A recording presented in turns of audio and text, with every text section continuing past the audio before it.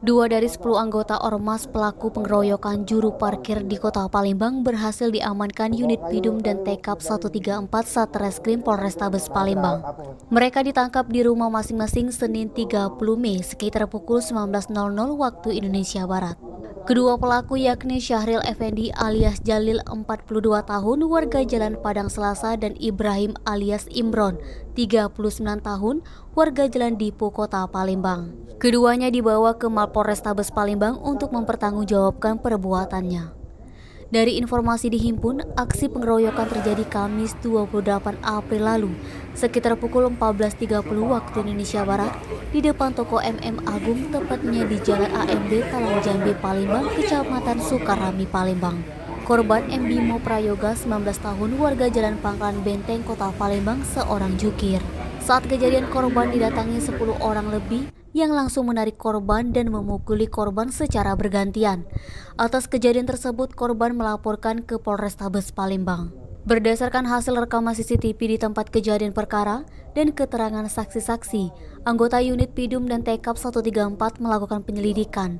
Setelah berhasil mengidentifikasi, langsung melakukan penangkapan dipimpin langsung Kanit Pidum AKP Robert P. Sihombing dan Kasubnit Opsnal Pidum Ibda Christian. Kapolrestabes Palembang Kombes Pol Muhammad Ngajib melalui Kasat Reskrim Kompol Triwahyudi membenarkan anggotanya berhasil mengamankan 2 orang pelaku. Kedua pelaku dikenakan pasal 170 KUHP dengan ancaman kurungan penjara di atas 5 tahun. Denny, Sumeko TV melaporkan.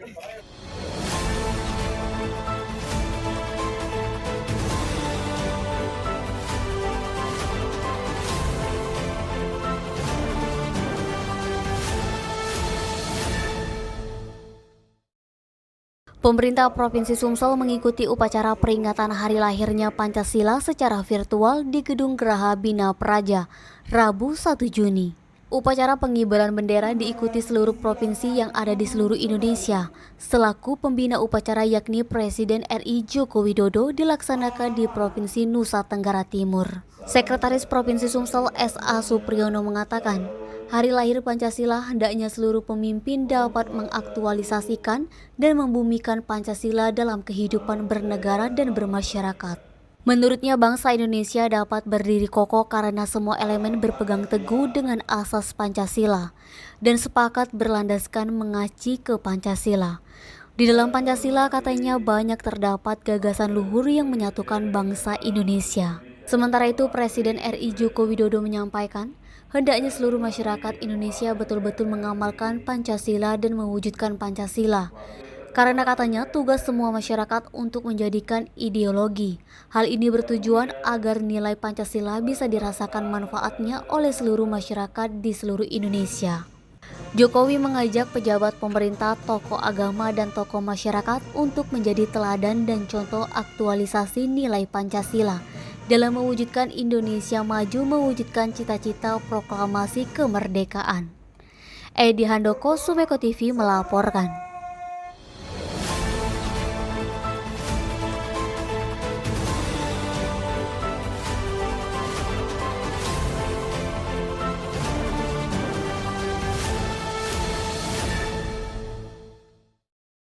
Peringatan hari lahirnya Pancasila pada tahun 2022 dilakukan upacara bendera secara virtual. Sekitar pukul 7.45 waktu Indonesia Barat, berpusat di lapangan Pancasila, Ende, Nusa Tenggara Timur, Rabu 1 Juni. Upacara dihadiri langsung oleh Wali Kota Palembang Haji Harnojoyo, Sekretaris Daerah Ratu Dewa, Kepala Dinas Kominfo Edison, Wakapolrestabes AKBP Andes Purwanti, dan seluruh jajaran Forkopimda lainnya.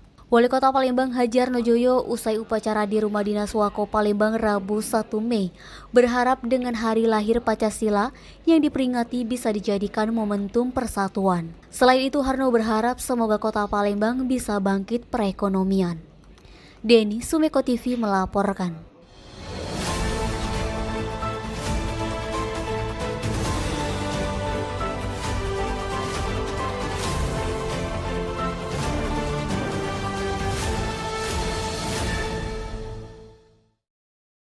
Harga sayur mayur di beberapa pasar tradisional Kota Palembang merangkak naik.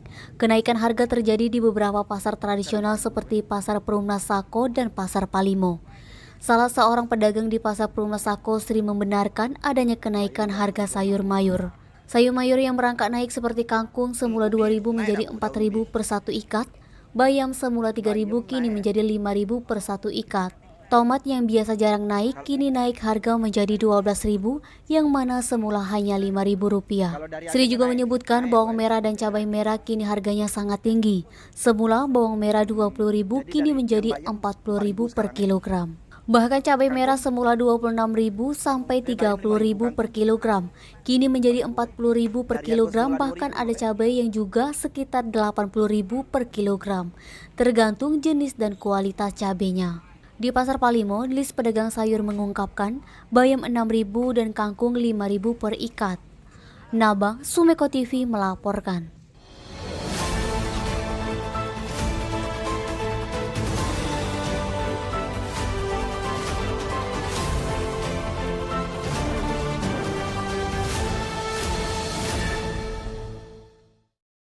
Harga telur ayam di beberapa pasar tradisional di Kota Palembang merangkak naik.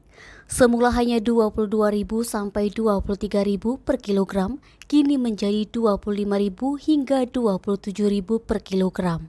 Pantauan Sumeg.co Rabu 1 Juni, kenaikan harga terjadi di beberapa pasar tradisional di Kota Palembang, seperti Pasar Perumahan Sako dan Pasar KM5 atau Pasar Palimo. Salah seorang penjualan telur ayam di Pasar Perumahan Sako, Ruri, membenarkan adanya kenaikan harga telur ayam. Harganya saat ini Rp25.000 per kilogram dari semula Rp22.000. Kenaikan harga telur ayam karena stok yang diberi agen telur berkurang. Sebab ayam tidak bertelur dalam jumlah banyak sehingga terbatasnya produksi telur dan pakan ayam juga sedang naik. Pedagang di Pasar Palimo, Endang, mengungkapkan telah menaikkan harga jual telur ayam. Berdasarkan pantauan di Pasar Palimo sedikit lebih tinggi dibandingkan Pasar Perumahan Sako. Di Pasar Palimo Rp25.000 hingga Rp27.000 per kilogram, bahkan ada yang jual Rp28.000 per kilogram. Naba, Sumeko TV melaporkan.